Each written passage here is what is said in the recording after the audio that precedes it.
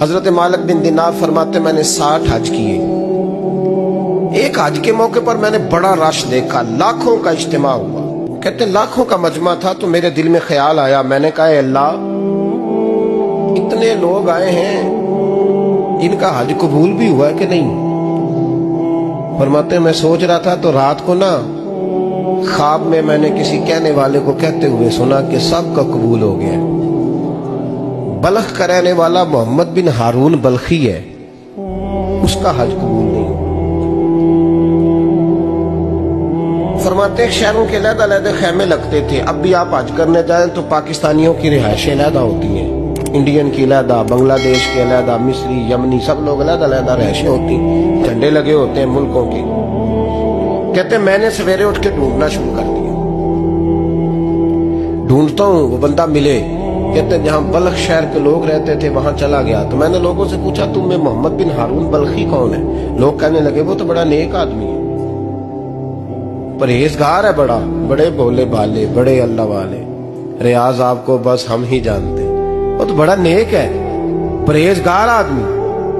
میں نے کہا اچھا کہاں ہے؟ انہوں نے کہا پہاڑ کے پیچھے اس نے خیمہ لگایا ہوا ہے, ساری رات عبادت کرتا ہے, سارا دن روزہ رکھتا ہے, قائم اللیل ہے, صائم الدہر ہے. کیا بات؟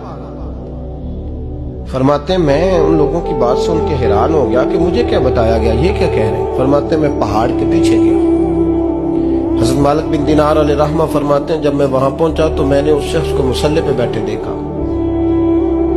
کثرت عبادت کے آثار اس کے وجود پر نظر آ رہے تھے. سیدھا بازو اس کا کٹا ہوا تھا.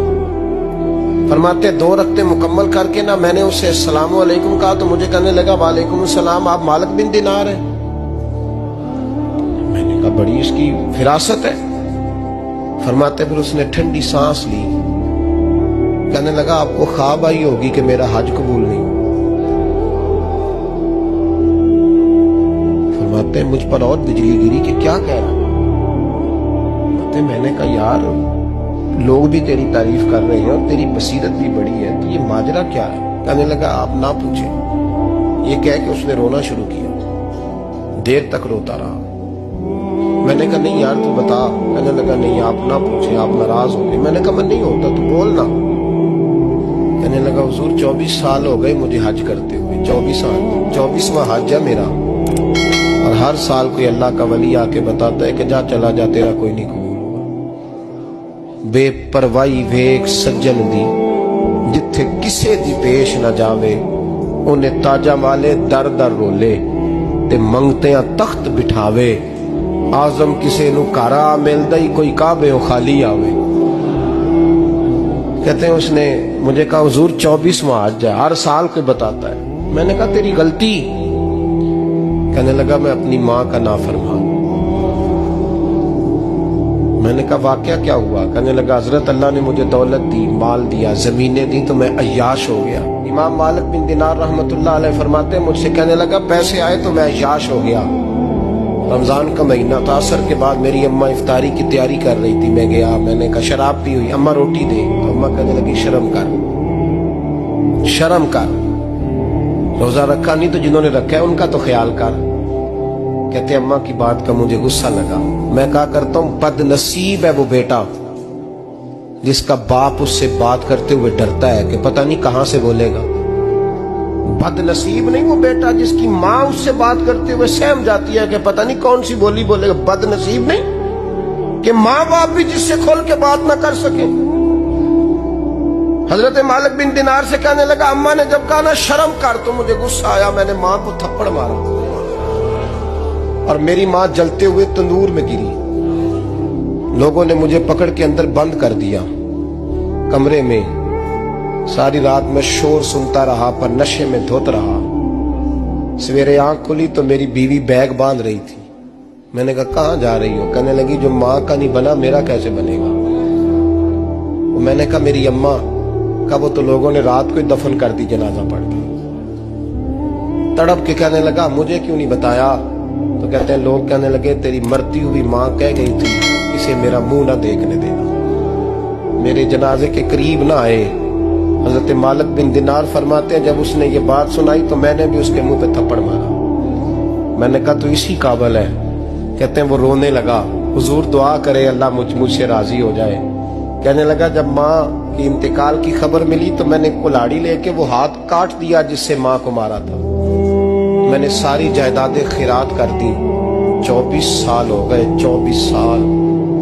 ساری رات نماز پڑھتا ہوں, روزہ رکھتا ہوں, حج کرتا ہوں, پر ہر سال کوئی آ کے کہتا ہے جا دوڑ جا تیرا کوئی نہیں قبول ہوا. حضور دعا کرے مالک راضی ہو جائے. فرماتے میں تھپڑ مار کے آ گیا. میں نے کہا تجھ سے راضی ہو جائے اتنے ظالم سے. امام مالک فرماتے رات کو آ کے سویا تو مجھے خواب میں رسول پاک کا دیدار ہوا. تو نبی پاک علیہ السلام نے فرمایا مالک تو اسے مایوس کیوں کر رہا ہے, اللہ تو بڑا مہربان ہے. کہا حضور ماں کے نافرمان کو معافی کیسے ملے گی؟ تو امام مالک فرمانے لگے نبی کریم نے فرمایا جا اسے جا کے بتا دے تجھے قیامت میں تیری ماں کی وجہ سے بخش دیا جائے گا. کہا حضور اماں کی وجہ سے کس طرح؟